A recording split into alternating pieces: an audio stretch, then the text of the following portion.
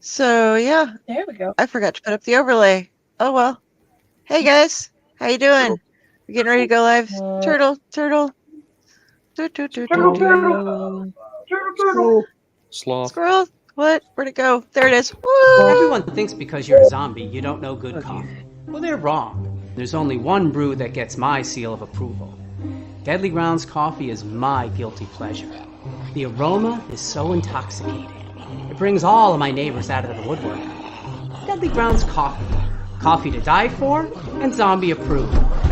It's good to get a little deadly. Use the front door! Oh, they're so disgusting.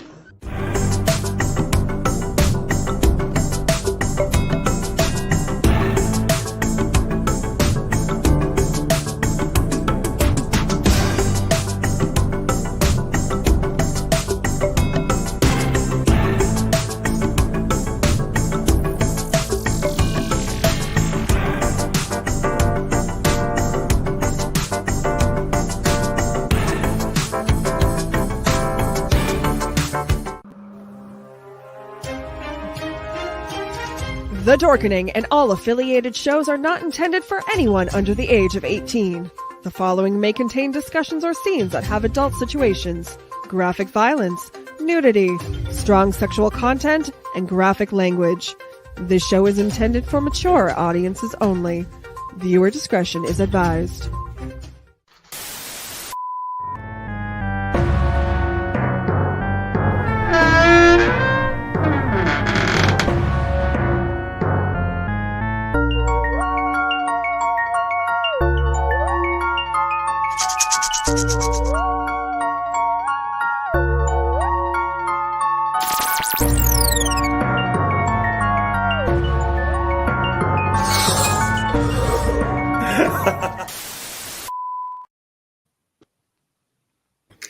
Hello, everybody, and welcome to the Tomb of the Terrible.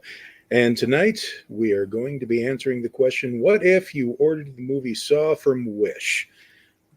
So we have with us both Friday and Chaos, Del, Dr. Raz, Ron, and Mariah's here too. Good to see them I around. made it. Cool. So tonight we have watched the movie Are You Scared? Nope. Which came out in 2006, and reading from the blurb, 6 teenagers awaken in an abandoned factory with no memory of how they got there. A mysterious voice informs them that they have all been chosen to star in a reality series called Are You Scared? To win money, all they have to do is face down their greatest fears. Like Pavlov's dog, they all salivate at the idea, throwing all logic surrounding the situation out of the window. But when they all start dying, the kids start to realize that this isn't a game, and the audience realizes that this really isn't a movie either. First off, I want to say we need to show the deep hurting warning, because this is a movie that will hurt you in more ways than just one, as Del can assist. This is also, yes, very much not friendly for photosensitives. So if you are one, don't watch it. I felt bad because I haven't been making tombs lately. And so I'm like, I'm going to make it through this film. I'm going to make it through this film. And let's go with warehouse and being tracked on shitty computers and bad CCTV screens. So you have the flickering warehouse lights, the staticky screens that jumps back and forth. And so I spent most of the movie doing this, not because of gore, but because of like flashy stuff and having a serious headache afterwards. I just woke up like, I think I got another 12 hours of sleep or something again last night. I just woke up in time to get on this show. And it's like 8 after 8 o'clock here at night. So deep hurting. Yeah, so I still have a headache from this. Yeah, so be warned if you decide to go ahead and watch this for whatever reason you hate yourself, also get help. But anyway, that comes later. Starting with Friday, what did you think about this movie? Blatant ripoff. That's to be expected. I was bored. My kid was kind of scared, but she's like 10. But I was bored. Chaos? Anything to add to that? I would have tried to rate this on its own merits, but it ain't got any of its own merits in which to rate. Fair enough.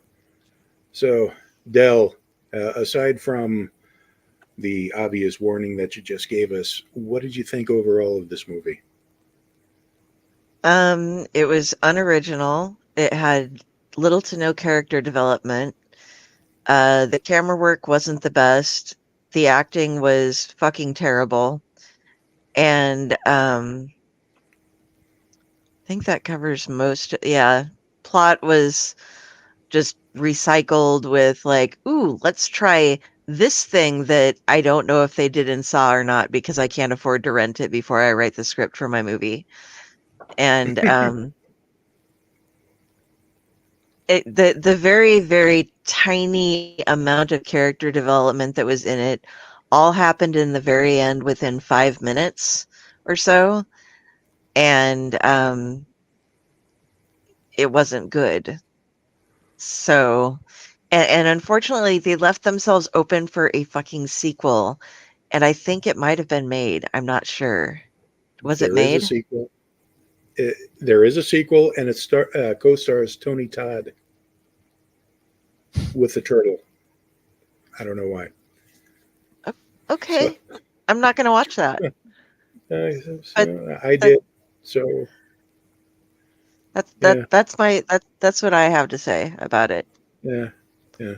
Dr. Raz, what did you think? Man, listen, Saw was big enough to inspire a little fuck ton of different ripoff movies. From comedy versions, they included it in this scary movie franchise. Like, it's been included in so many different things, and almost every one of them was better than this one. I try to look for good things too when I shit on a movie like I'm about to. The good thing is the acting was honestly not terrible from some of the people. Like, there was a lot of effort put forth, and I think most of the trouble that there was with the acting involved more the script than the actual actors themselves. But you could tell that they were at least putting in attempts, and that they were getting the job done. So kudos to them. The effects themselves were not absolute garbage. I mean, they weren't terrible. They weren't terrible. The deaths were not terrible. My issue mostly was the scripting had to have been where all the problems were, because even the reality show angle was cool. That I appreciated the reality show angle, quite a bit actually. I liked that about it. But again, the script ruined the whole concept, and right up until the ending, really just shut on the whole premise entirely. If you like Saw, there are better movies out there than this one. I'm not saying you absolutely shouldn't watch this one because but as far as B films go, this one it wasn't even fun to watch. At least with Saw, if you get bored with some of the storylining in some of the later movies, it's fun to watch. This one is just people being kidnapped, a bunch of fucking teenagers, more or less, being kidnapped and starring on a reality show, and the only prize is that they survive. That pissed me off a little bit, to be honest with you, because if it's a reality show, they should have upped the stakes. Like, you survive, but you also get X amount of money. Because there are other Saw-esque movies that did do the reality show that got people to volunteer to do the show by will, knowing that they were going to be involved in this and kill each other, which actually made those movies a lot more interesting and just a lot better. So just having that angle, oh, haha, you're in a TV show, and if you win, you survive. I fucking did that back in Slashers Gone Wild for a segment and killed the girl anyway. I knew what I was getting myself into, and that was a comedy. This was serious. They should have made this a dark humor horror film and given it something interesting to keep me watching it rather than just some okay kill scenes. I can agree with that. Yeah, fair enough. Ron, I presume you have thoughts. Boy, do I have thought.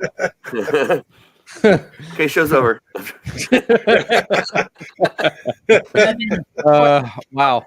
Where do I begin? Okay, two things, because I'm sure we'll get into a lot of my thoughts as we go along. Two things. First one, this is not the worst movie that we've watched, because we did watch Prey and then Mandy. So I will put this above Prey and Mandy. Honestly, I think I would put this on par with House of the Dead, because it was just kind of meh, good premise, just not executed as well as I think it could have been. So it just it's kind of midline. So the second thing, it took me about 15 minutes of watching this movie to realize that I had seen this movie before. This was my second watching. And that should tell you everything right there, that the movie is so completely unmemorable that I didn't even remember that I had seen it before I started watching it. I confused it with a better movie right before I sat down to watch it. That's right. Yeah, I mean, it's not great, but we've watched worse. So, meh. True. All right. Mariah, what did you think? Okay, so it wasn't. Okay, I'm going to say you should watch any movie you want. I am in agreement with Raz on that. Said,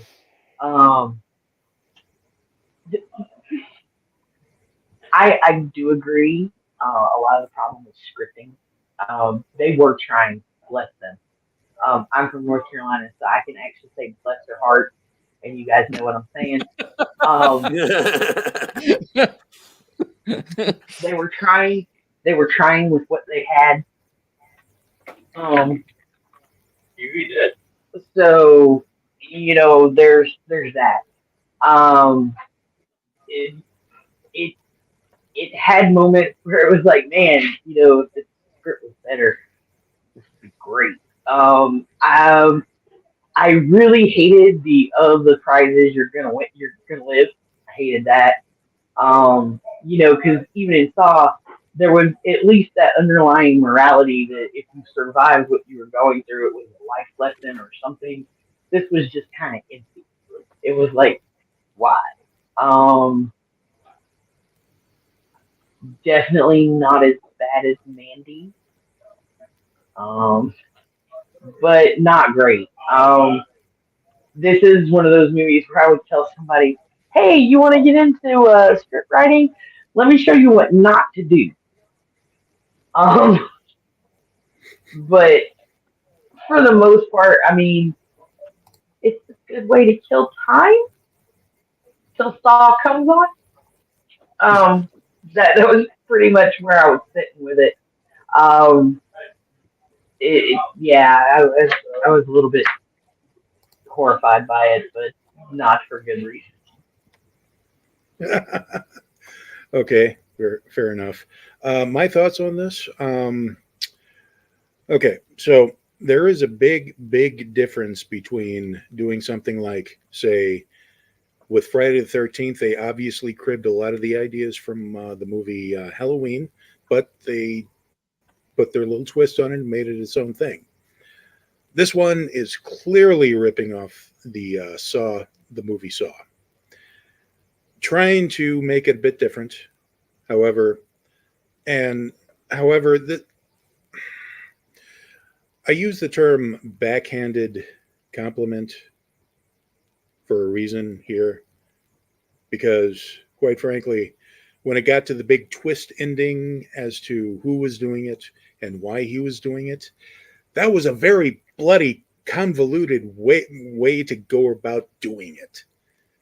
I mean, should I should I spoil things for everybody?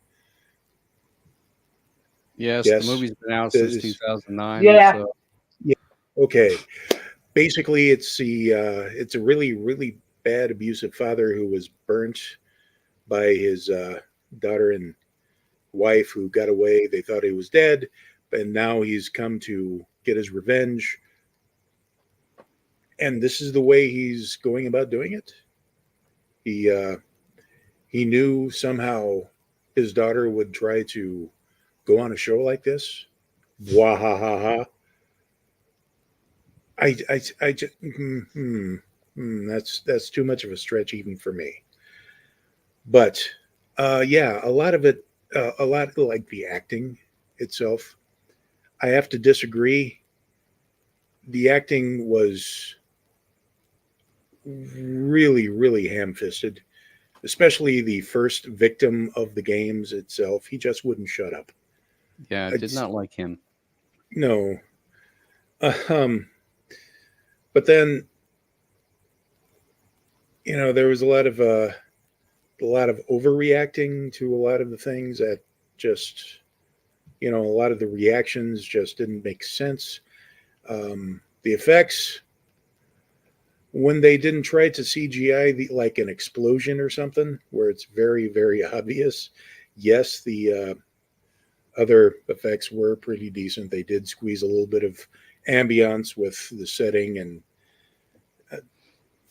even though the industrial setting was a bit problematic for Dell and anybody else who has that affliction, it did lend to a little bit of a creepy atmosphere, but overall, it was a hot mess, just a hot mess.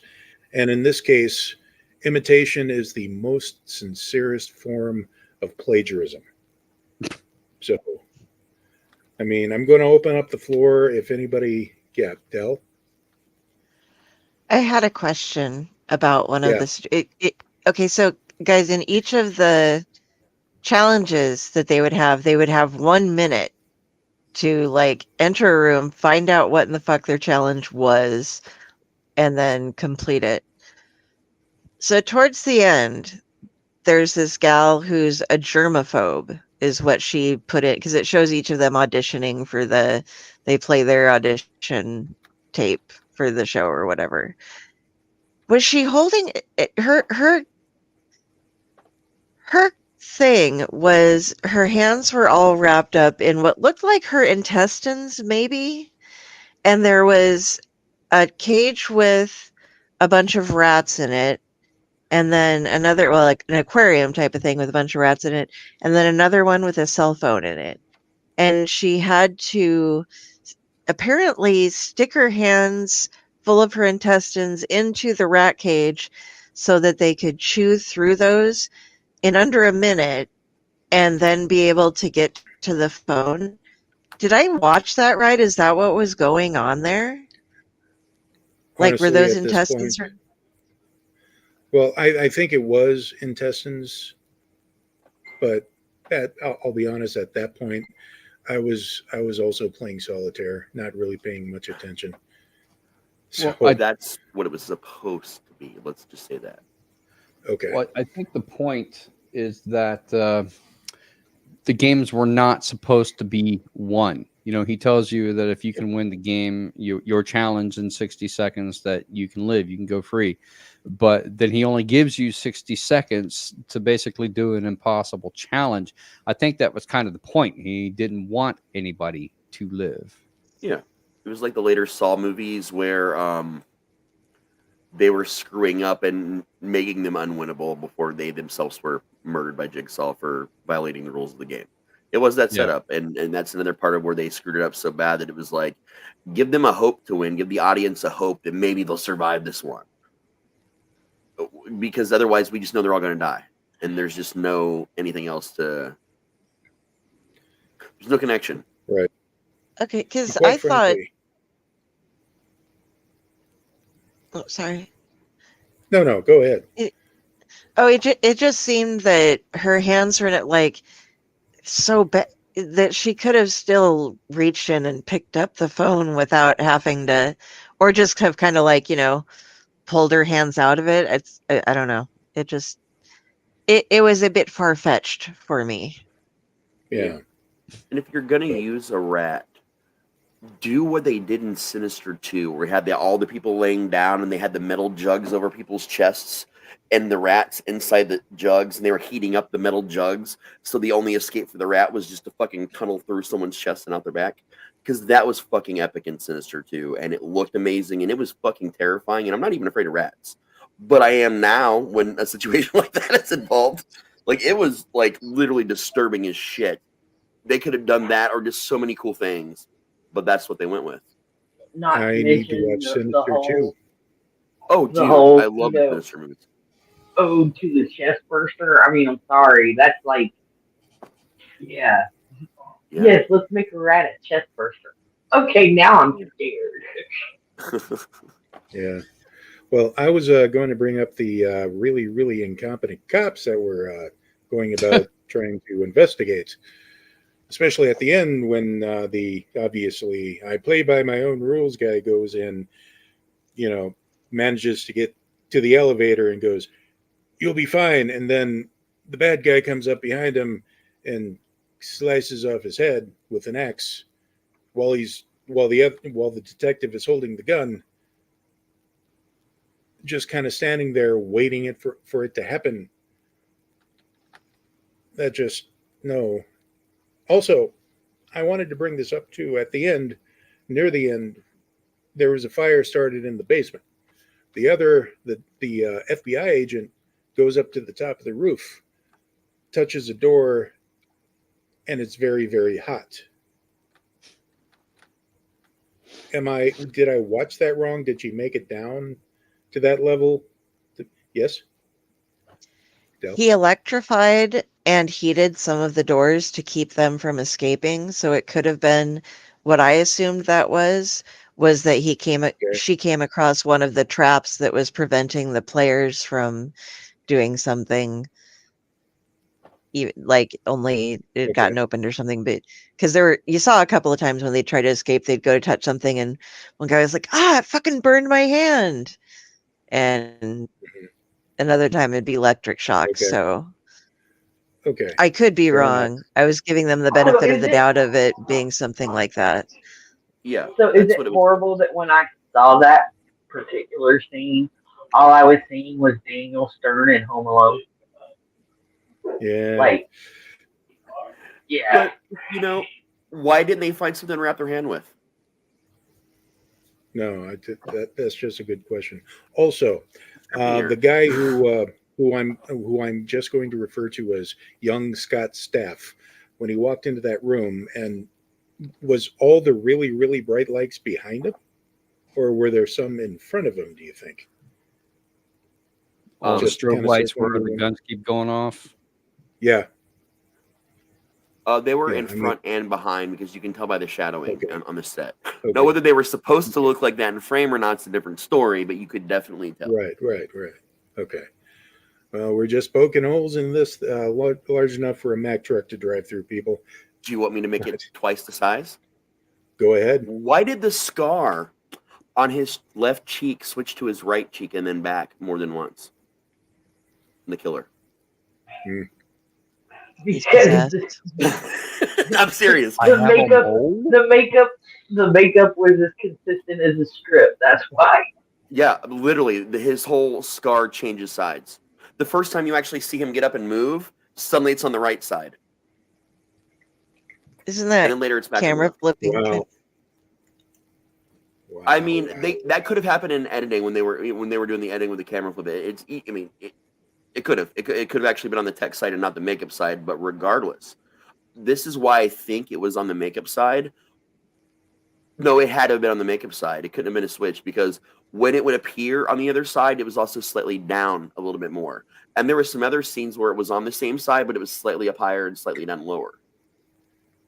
I mean, that's a lot of people and a lot of work on the makeup side to get something wrong. No, because that had to take. Does happen.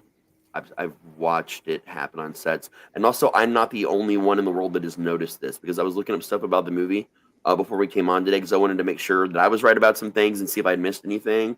And there are tons of people who also noticed it, who put up side by side screenshots and everything to show the different spots that it was on. But I noticed that fucking immediately, dude. You see, this is as you mentioned, Raz, the reason it should have been like a zany comedy, because that could have just been its shtick. Like each and every scene, it's a different place. Right. Try to spot the scar. I mean, even still, they didn't even bill this as a B movie, but it was clearly a B movie. This was a direct to release video. That this was a B movie. Mm-hmm. But if they'd have leaned into it and marketed it as a B movie, stuff like that would have worked, and it would have been forgivable, and it would have just been an amusing factoid about the movie. But they billed it and marketed it as a very serious movie. Like each and every scene, he's wearing a different shirt. Right. But it's just one of those things that because they marketed it so seriously, it heavily took away from the movie, and all it did was highlight the mistakes they made 10 times more than they needed to. They couldn't afford a continuity person. Literally, there is one person on every set, even B sets a lot of the time, whose their entire job is to take photos of the makeup when they're done for the day, and take photos of everybody's outfits. In case they brought in, most people, we bring outfits from home or the thrift store, and we go buy shit, right? And if you have to film on a couple different days, like, oh, fuck, what shirt did I wear for that one scene? Got it. I got the pictures. And that's mostly what happens. When you're doing makeup like that, you're going to make an appliance that you're just going to reuse and reapply each time so that it's right every time. You're not going to redo the makeup every time. You're going to make an appliance and then just put it on with some spirit gum or something and keep touching it up as necessary so that the makeup looks the same every single time. I don't know why they used an appliance. You can tell that it was a pre-built appliance. Like, you can tell that it was an appliance that was built up around the appliance. The problem was when they were reapplying it, they at one point in time put it on the wrong side, and another point in time or two put it just a little bit lower or a little bit higher. Yeah. Kind of wondering if that had to do more with camera angle, it's the actual physical placement on their face. Like, you can actually see. Because I thought about all that stuff too, and I was looking at it, and I'm just like, no, it's physically in a different location. Well, I understand that, but they want him to look menacing and be scarred and all of that, but they only have the one appliance. So if they're shooting him from the left, and they put the appliance on the left, they're shooting him from the right, they put the appliance on the right. So it always seems a little bit different. That would work, and that could be a possibility, except for there were times when there was too many times where he was looking up and only one side. Like, if they were doing that and only ever showing him from one side, then I would be left to assume that both sides are just scarred, and we're never seeing him full on from both sides, and that would totally work. You could save money by that way. They started showing him just from the back, and you don't really see his face until maybe about halfway into the movie when they start revealing some of the backstory. Maybe it would have been better if they had just continued showing him from the back and never showed his face until the very end. That would have worked, honestly, because when they did show his scar, it was still from the back, and they were kind of tilted to the side, and you could see the scar. But then when they showed him the first initial reveal, it was on the opposite side, and then it just changed. Turns out he was Dr. Claw all along, and this was a grim and gritty reboot of Inspector Gadget. Yeah. Inspector Fudget. I'll get you next time, Gadget. Next time. Oh my gosh. This movie. This is the second time I've had to watch this movie. Was this anybody's first time watching it? Ours? It was mine. Okay. So, and Ron unknowingly watched it before. Might as well have been my first time. Yeah. I didn't remember shit about it. It is easily forgettable. As a matter of fact, I went and brought up one of my initial written out reviews of it just to go, oh, right. Ooh, The movie I confused it with was a movie called Would You Rather, which is actually a pretty damn decent horror film. That's a setup, except for the contestants know that they're involved with it. They're showing up at this dinner party knowing that this is going to be happening, and the main character is doing it because her brother is dying unless he gets this treatment, and she enters it willingly in order to get the money to save his life. So like it had stakes, it had good story, and that's sometimes I flop titles in my head, between dyslexia and other things going on, like I flip shit weirdly. So I thought I was sitting back down to watch that again until I got like the opening sequence. I'm like, oh fuck no, I remember what this one is. Did you initially think, why is this on the tomb? I mean, this no, not really. I mean, it makes it. It is a B movie. It's just not marketed as one. There's plenty of movies out there are B that aren't marketed as that, and it. Fair enough. Like it made sense that it was here.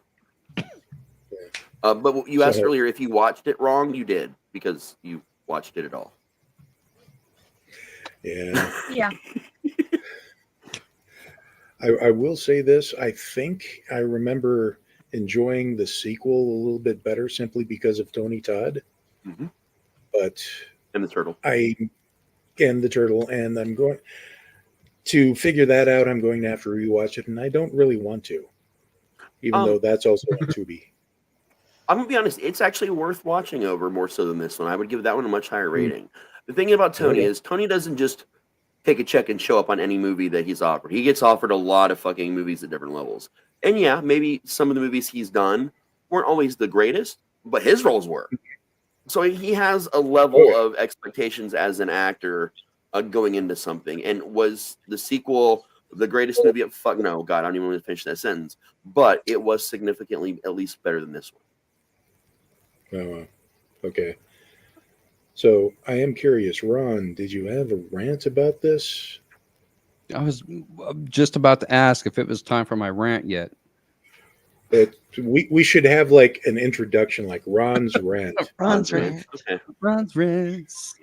I just want to say my biggest issue as a writer and as a reader and as a person that watches movies is that the continuity errors weren't just in the script. Like, I can't, like, Raz knows he's seen me, like, unless I am watching it with somebody and we are picking fun at something that is that bad, watching something like that just makes me angry. Like, it's so bad. Yeah, no, this one was work. Yeah, this one was work. Like, I kept stopping it, and then, like, okay, so my mom was at the house, and, like, every time I would notice something like the scar thing, and I'm so glad Raz brought it up, because I thought I was the only one who noticed it.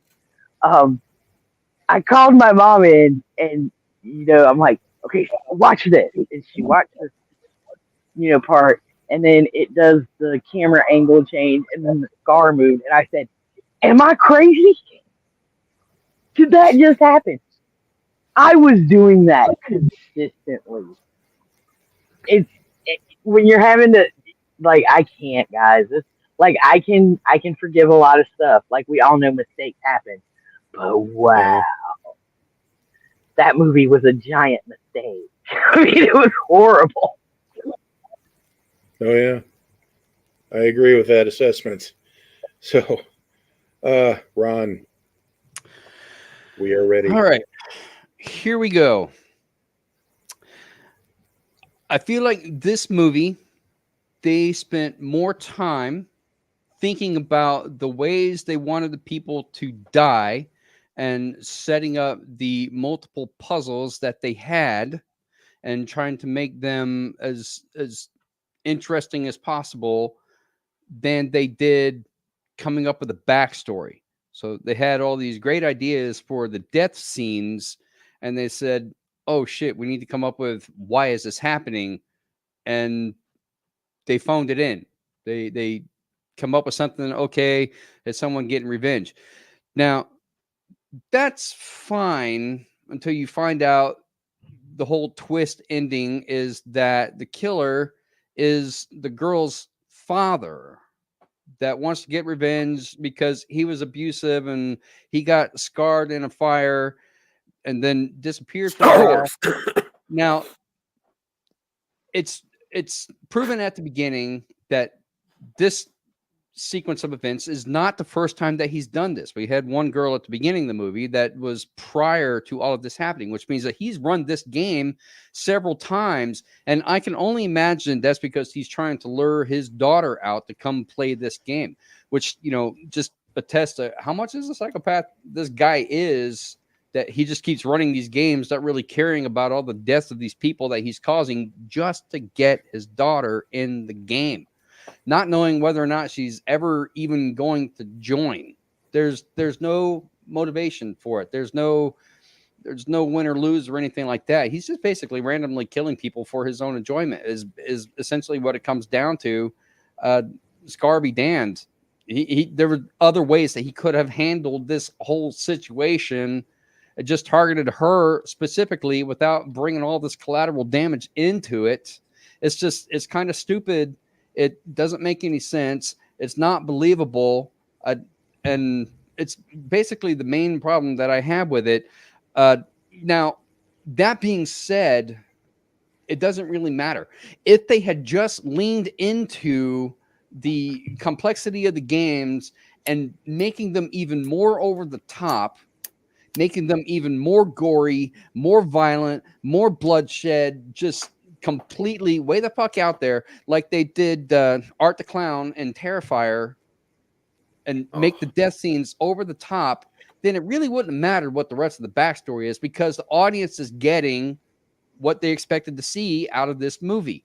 Regardless of the fact that it's a blatant Saw ripoff, it doesn't really matter, because at least now you're getting some interesting death scenes that are Saw worthy, which is what I think they were trying to live up to, is to make this movie as good as Saw was.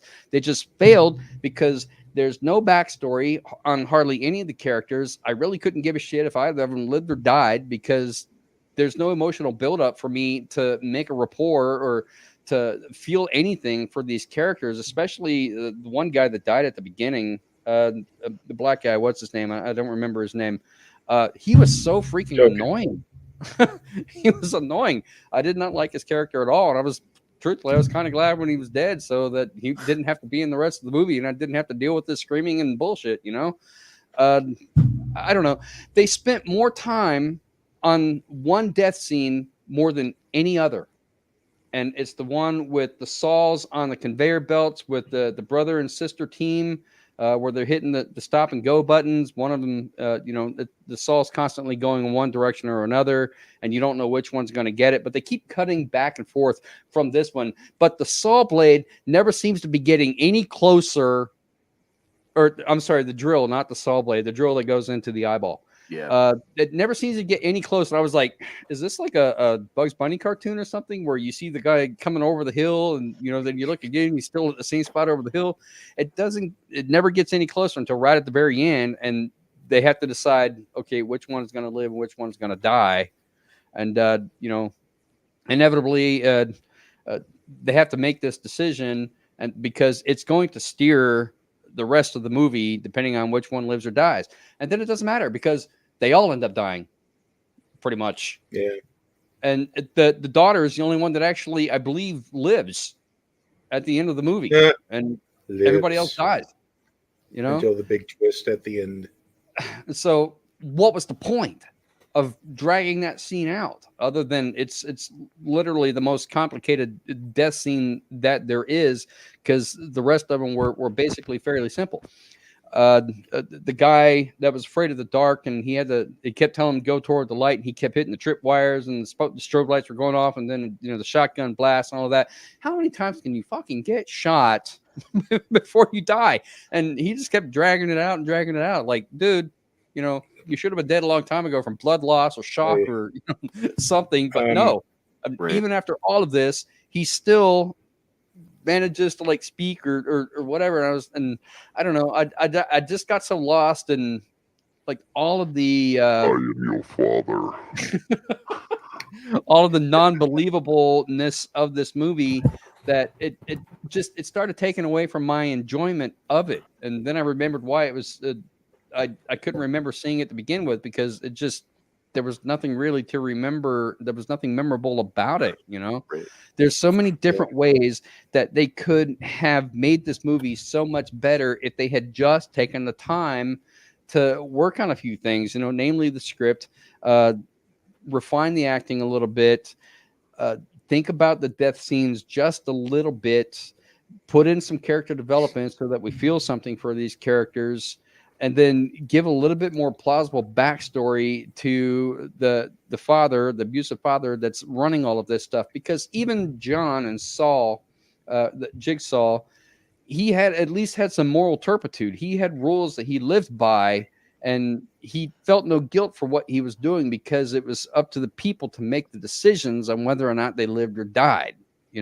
But this guy didn't have that same compunction. He was just randomly killing people to draw out his daughter, and I don't get it. And like, I can't even think of what to say because there's so much just wrong with this movie. It's boggling my mind. Well, just to I want to interject here. I want to interject that first of all, with that scene between the twins and the drill trap, I guess you would call it. If it was me and my sister would constantly be hitting the stop, so mine would come happening. No, no, you'll die. It'll just be a whole bunch of that. But also, also to point out, it just came to me right when Ron was starting his rant that the cops, for lack of better terms, they found out who the guy was because he put his name on his tools. Mm-hmm. You don't do that, people. But Raz, I think you had something about. Yeah, that was also something that Ron's rant reminded me of. So there was a little also more than just him doing this to kill people and draw out his daughter. There was money involved in this. He was running this as a reality show that people, in fact, were watching. So they didn't go into the explanation of that very much at all, at least not nearly to the degree that they should have. But this was sort of set up a little bit like Hostel. Where you find out, that there's a game and people are, putting money in to see terrible things happen and betting on people or whatever. But there was a monetary component involved in this where he was streaming it, and you could potentially pay a fee to watch it from home. Yeah, but even in other movies where they have that same concept, let's take Gamer with Michael C. Hall, the guy that played Dexter. Movie. Let's take Gamer. Same concept. People are betting on convict inmates to play these games. Even Death Race with Jason Statham. It's the same kind of concept. People are betting on whether these people live or die, but they show the game streaming to the general public or the private audiences that are paying to view these things. But they never once did that in this movie. They didn't, because it was a scripting issue. They built this into the movie to make you know that it's a thing, but they never remind you about it at all, and they don't really do anything with that aspect of the film at all. Yeah. Del, you had some I have another one. I'm going to go with that first because it's with this. If these people who are auditioning for this show have seen the other episodes, which I'm assuming before you'd audition for a show, you would, then they would see that people fucking die, in terrible, terrible ways. So I don't see why they would think that it was a good idea to sign up for it. And yeah, all the ridiculousness of kept doing this until his daughter signed up for it. But with the guy in the room with the lights and the shotgun, he's scared of the dark. He sees that there's these tripwires at like chest level and all the shotguns are aimed so they hit him around here. He just has to make it to a door across the room that is lit up when the lights are out. If all the guns are aimed at like the level of his body, why didn't he just fucking crawl? Because no I one mean, it just was like, dude, all you have to do is crawl. That nothing's aimed at the floor. I don't know. It just that really just was absurd. I don't think the character and maybe the actor had that, much as far as logic I- goes, there's a reason why I kept referring to him as Shaggy throughout the entire movie. Zoinks! Yeah, Yeah. true. So, Raz, you had another point. Yeah. You brought up the question about auditions. I'm going to pull back a curtain for you. Most things that us actors audition for, we don't even know what the fuck it is. We just see an audition call and we need work or we want work. This is from the past. I really don't do it anymore. And you just sign up for it.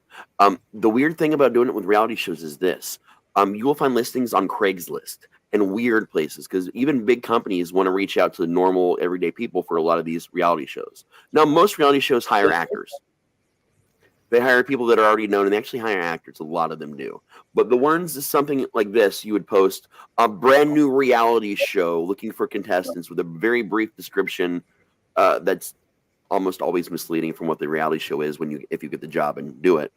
So they would have posted something like this, and all these people would have just seen, hey, this is my shot. It's a brand new reality show.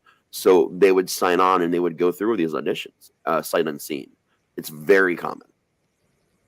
It's dangerous and terrifying, especially when you're doing it from Craigslist, but it's what's Okay. done. It's weird. That gives it some sort of sense. Yeah. But they Okay. could have explained that better. So then, with that explanation, we have to go off the basis that none of these contestants have ever seen this show before. They've only heard about it. They didn't really know what they were auditioning for, other than just the title of the show with no premise. In reality show, everybody wants to be on a reality show. It's a famous maker, even if it's a shitty reality show. The worst reality shows of all time have still produced people that are still in the spotlight today. And Yeah. the FBI and police completely missed all of these things, even though they've been investigating the case since it started. They're like, Right. oh, we won't check for audition things or. Well, because even if they found them, you would be posting them from throwaway accounts. Because even big companies don't use their normal big company email accounts; they make throwaways because it's easier to have an email box that only handles one audition thing rather than having to go through all your emails. So it's traditional to make throwaway accounts for something like this. They could maybe find that there were auditions, but that you can go to a public library and make it. You know what I mean? Like it's Fair. But they Yeah. found them based on a serial number on a piece of plexiglass, and they traced it to where it was manufactured, and the guy just happened to have the receipt for it. And because he made the full contraption for this particular game, but why did they not do that investigation process in the previous games? Why did it take this one? He obviously had to have traps made in previous games. How Right. come they're just now coming out with that bit of intelligence and they didn't do it in previous games? And on top of It that, was- the issue. Go ahead. Oh, it was his first fuck up. He'd never left behind any clues before, according to when they were going through forensics. He hadn't left any information or even a partial print on anything. I love how they're like, no partials or fingerprints. And it's like, no fingerprints or partials. Yeah. But yeah, scripting. To build on what you were saying, though, into an issue that I brought up earlier, with scripting, so he never made mistakes. They had these cops looking at all these things. Okay, cool. They use burner accounts for Craigslist postings and postings for casting. Cool. You can't trace that. But what they should have been able to trace or figure out is the internet. There were plenty of other movies at this time, and the technology existed for even police departments to access the dark web to find things and things like this. So this feed, they should have been able to at least know that the feed existed more so than they did. There should have been more information of that added into the script for a better understanding the fact that this was a reality show that did in fact stream to people.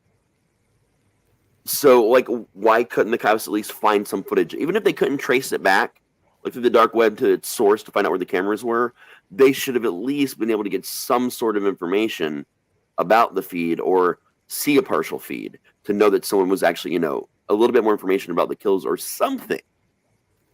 And I feel that's another big thing that they could have done a lot differently to incorporate the feeds more. And it's just, again, it goes back to, it was a cool idea.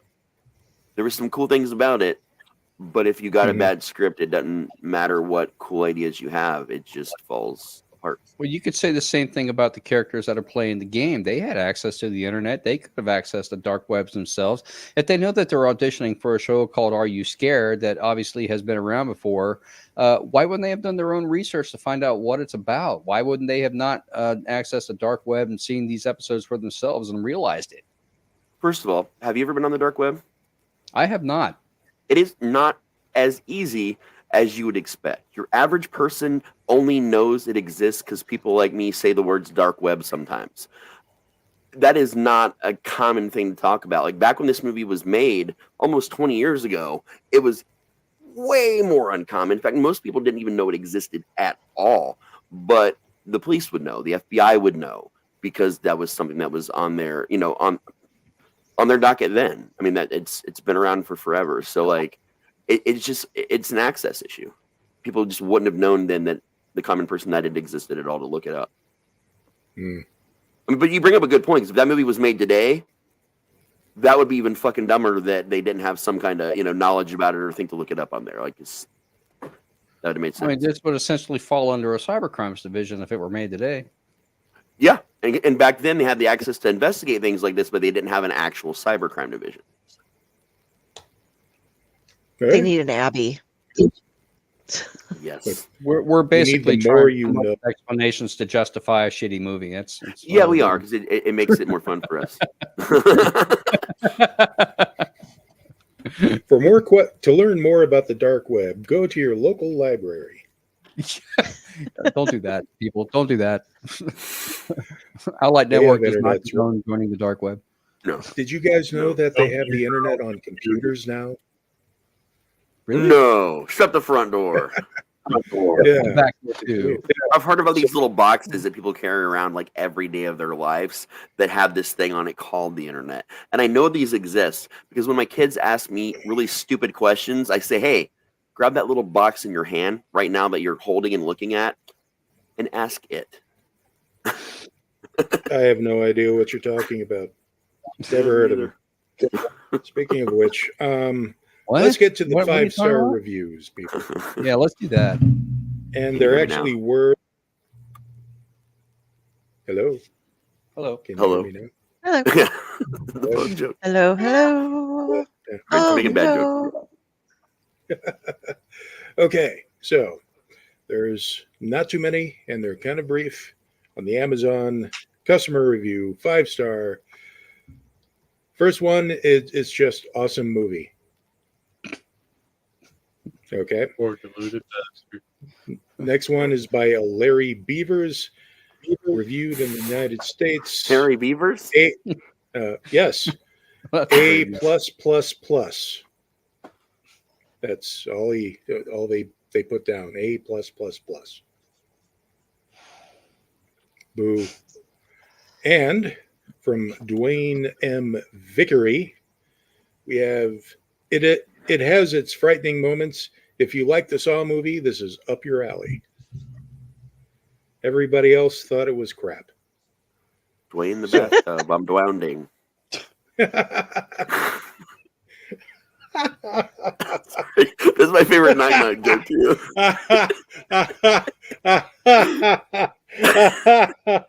Oh, I've never heard that one. Okay.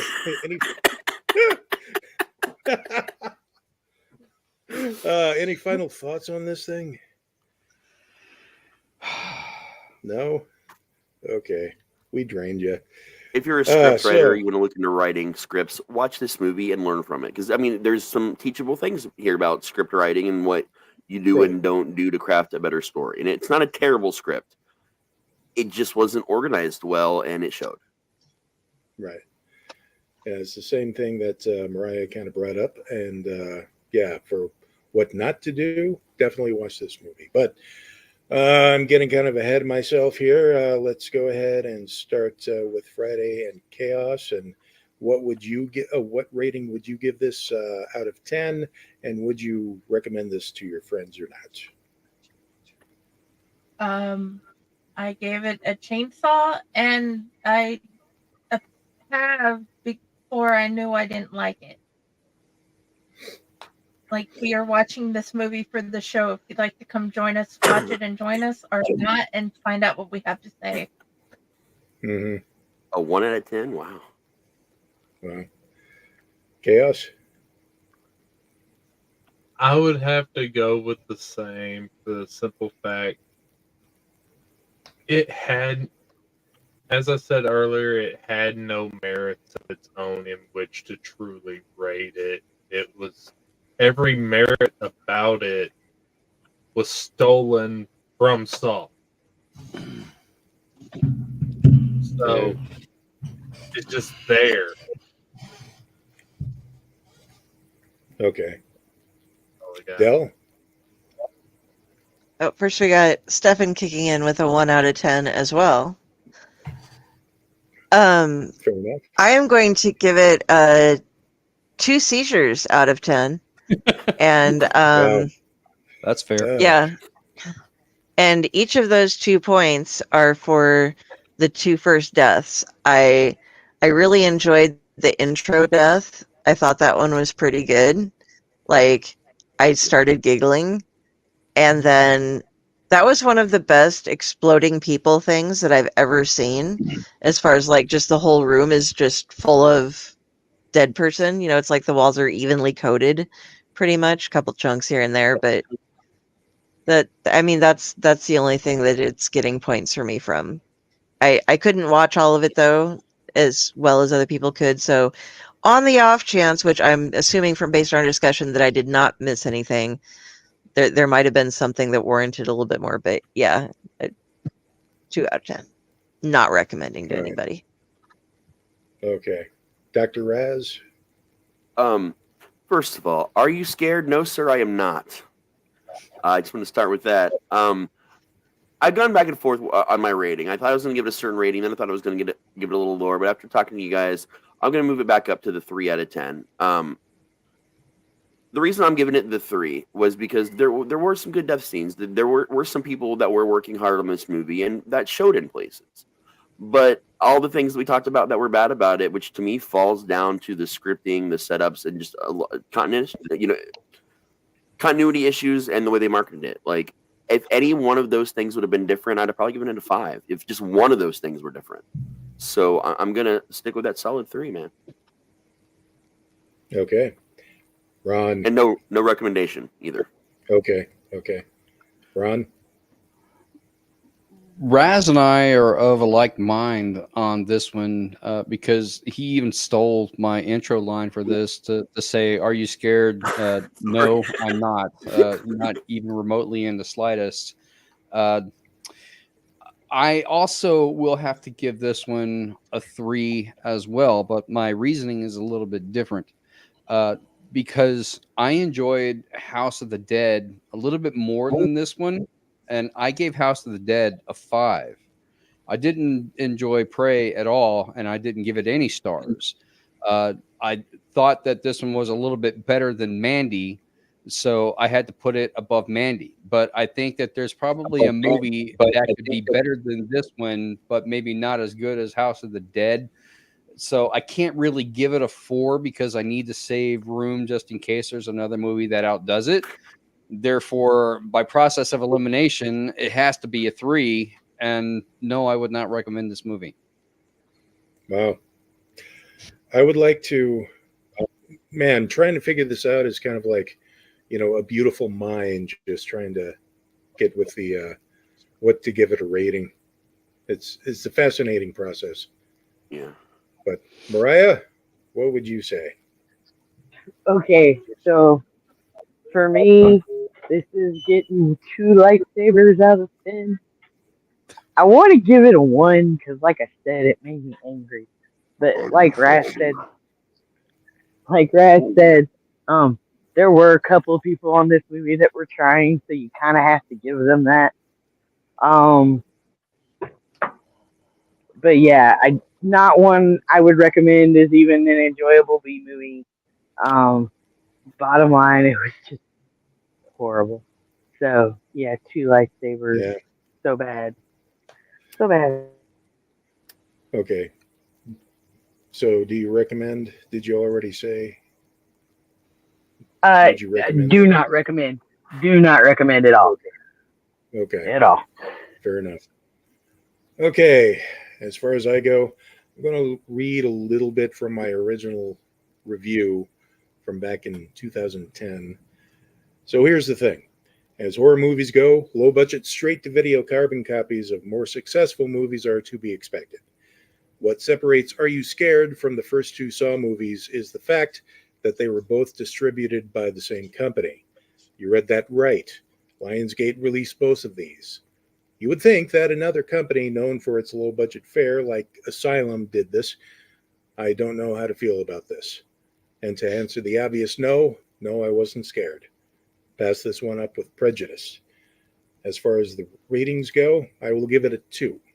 Because 1, I have to admit that the set pieces do look like it could be used by any nu metal band from the 2000s to make a video. And 2, this is a Gorehound's nocturnal emission as far as the effects go. Do I recommend it? It depends on how bad I hate that person. So let's go ahead and pull up the wheel and see what we're going to be tortured with next time. Okay. Bum, bum, bum, bum. Jenny, are you ready? Sorry. 2 seconds. Okay.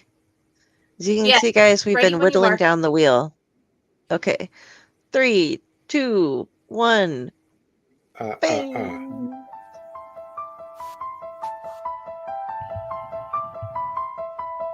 Okay.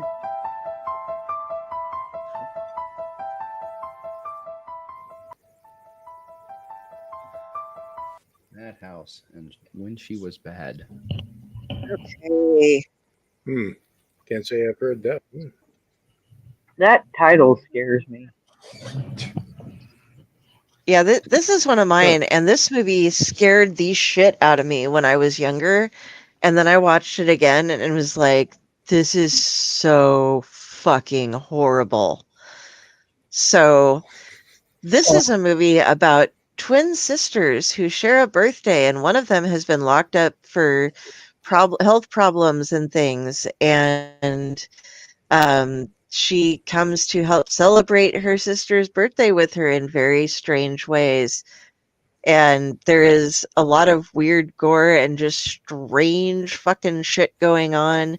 You get almost a Zelda type of feel for the sister from Pet Cemetery. And it went through a bunch of different names. So make sure you're looking up when you see it, it'll say like Madhouse and When She Was Bad. And there were just like different names for it. But Wow. yeah, I am looking forward to seeing what you guys think, because like I said, when I first watched it, I was like creeped the fuck out. The opening credits freaked me out. And now I think that the opening credits are pretty much the only thing that deserved to creep me out. I get, well, maybe a little bit of special effects, but you remember in humanities class with Mr. Bartles, he'd have us watch the opening credits to things a couple of times over. Like, I think we watched the opening credits to Vertigo like 3 times. This was something like that where I was like, oh my God, wow. And then it's like, oh, that's where they spent their budget. Okay. And Raz? So, It is to be. You're muted. Damn it. I cannot be more excited for this. I'm going to explain why. There is a phenomenon from the 1980s in the UK. This is a colloquial term I'm about to use. Video nasties. Video nasties were movies that were deemed by the press and the social public to say that these were a series of movies that were made to be very independent, very underground, and geared towards severe amounts of gore and violence. This is a cult classic film in the UK, actually, and also had another title called There Was a Little Girl. That was the other title. So the movie actually has 3 different titles, which for back then, even being an Italian 80s horror film, was not normal. So like there's a lot of groundbreaking things in this movie, as ridiculously B as it is. I'm very excited about it. This is cinema history right here. So it's Do we know what Italian. platform? Tubi. Tubi. Okay. It is to be. Tubi. Could we love you more?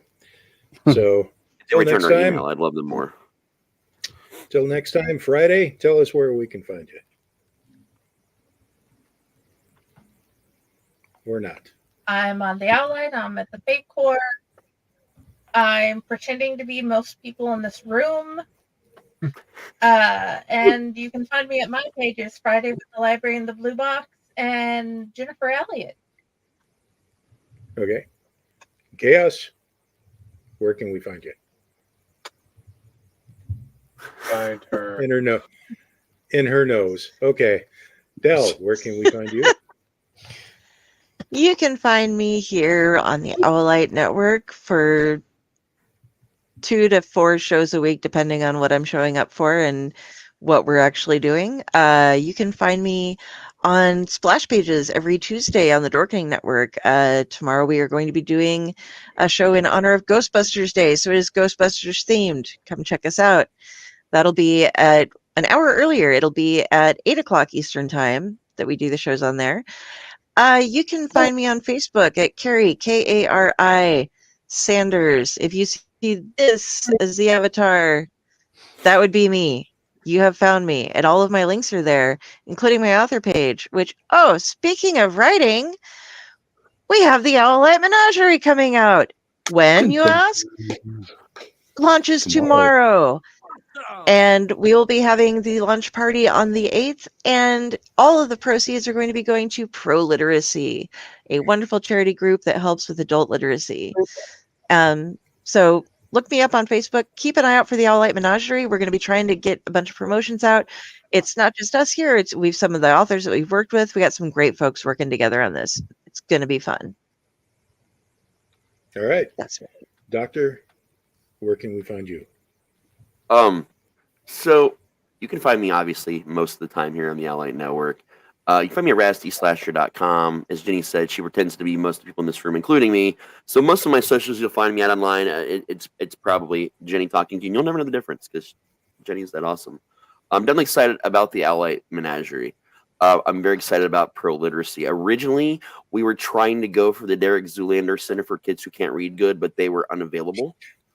And we just really wanted to step up our game. So Pro Literacy is really helping us out.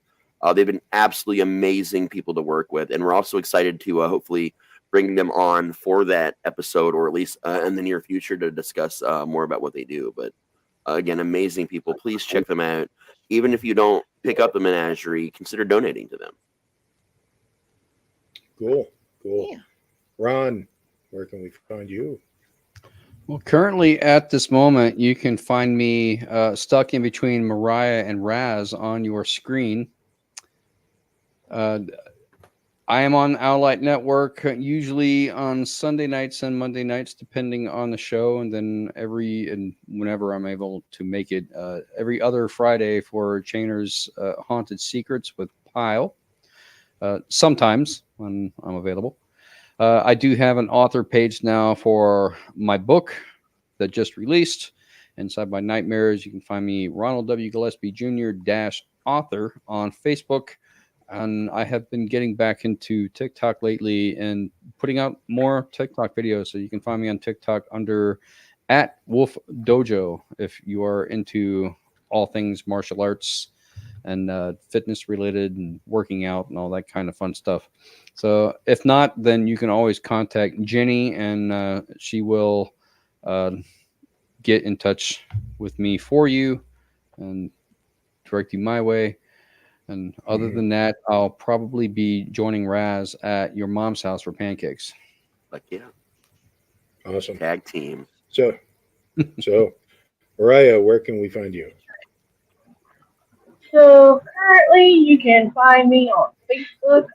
Getting ready to open up the Mariah Land author page again. But when I do, you will be talking to Jenny. Cool. You can also find me on Twitch I stream under the name Lady Jedi. All of my pages, Instagram, Facebook, Twitter, is under at Mariah Lind. Again, you will be talking to Jenny most of the time. For right now, you will find me here on the Allied Network and hanging out with all these guys here. But I will have more coming up for you guys, especially with some other streamers. We'll be posting those sometime in the next few days. Cool. And I am your humble servant, Uncle Necro, and you can find me in a farm in eastern Nebraska, yelling at squirrels, and also on the blogosphere with my blogs and my Twitter and my Facebook. I do not have an author's page yet, but maybe I should, because I am going to be one of my stories is going to be featured in the Menagerie, which launches tomorrow, people. Get your copy. Yeah. And then read my story like first thing before everybody else's.